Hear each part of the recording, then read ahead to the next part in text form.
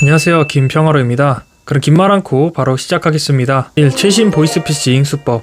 최근에 발생하고 있는 보이스피싱 범죄의 시나리오는 다음과 같은데요. 먼저 우체국 집배원이나 택배기사 등을 사칭한 사기범은 카드를 신청하셨냐고 말하며 어디로 배송하면 되겠냐고 물어보는데, 피해자가 카드를 신청한 적이 없다고 하면 사칭범은 명의도용 피해를 당하신 것 같다며 땡땡카드사 고객센터 번호를 알려주며 전화해보라고 가짜 전화번호를 피해자에게 알려줍니다. 두 번째, 그러면 피해자가 고객센터에 전화를 하고 고객센터 상담원 사칭범이 전화를 받아 개인정보 유출이 된 것 같다며 원격으로 휴대폰에 어떤 문제가 생겼는지 확인하기 위해 원격 제어 앱을 설치하라며 유도합니다. 그 설치하게 되면 명의도용 피해가 확인되었다며 금융감독원 대표번호 1332에 전화해서 자산보호 신청을 하라고 얘기합니다. 이는 이미 피해자 휴대폰에 악성 앱이 설치되었기에 피해자가 어디에 전화를 걸어봐도 사기범에게만 연결이 됩니다. 세 번째, 금융감독원 사칭범이 전화를 받고 선생님 명의로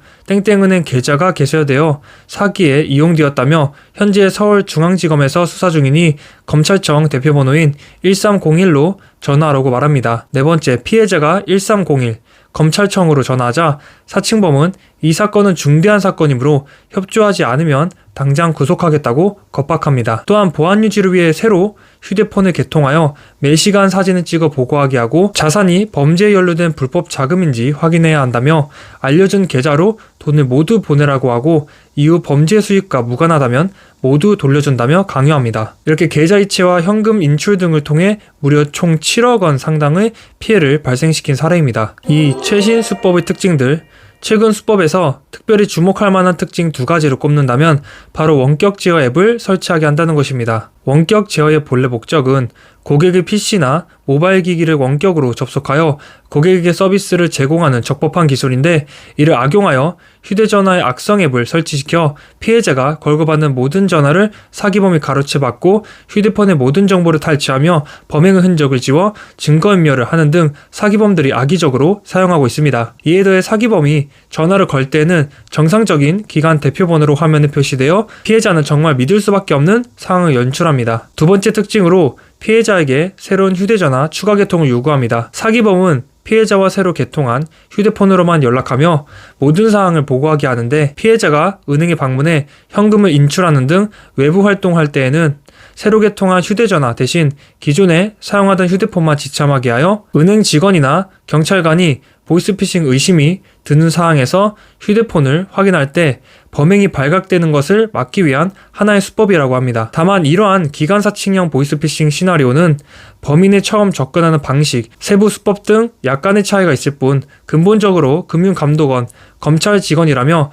금전을 요구한다는 점에서는 일맥상통합니다. 3. 이럴 때는 시티즌 코난, 이렇게 수사기관을 자칭하는 사람에게 앱 설치를 요구받았을 경우 경찰, 검찰 등 수사기관을 사칭하는 악성 앱, 휴대폰에 숨어있는 악성 원격 제어 프로그램을 찾아낼 수 있는 방법이 있는데요.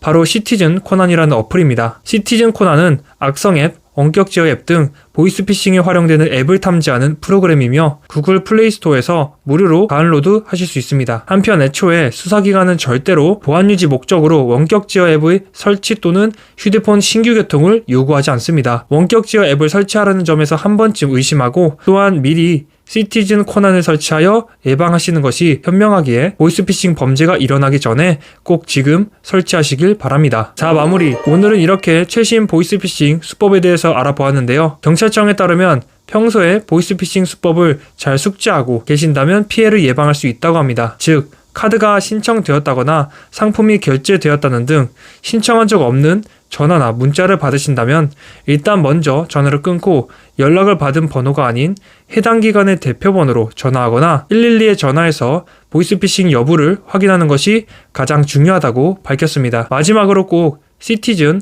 코난을 설치하셔서 보이스피싱의 위험을 감지하여 그로 인한 피해를 원천 차단하셨으면 좋겠습니다. 갈수록 고도화되고 치밀하게 진화하는 보이스피싱, 아는 것이 힘입니다. 그럼 이만 마치도록 하겠습니다. 안녕, 구독, 공유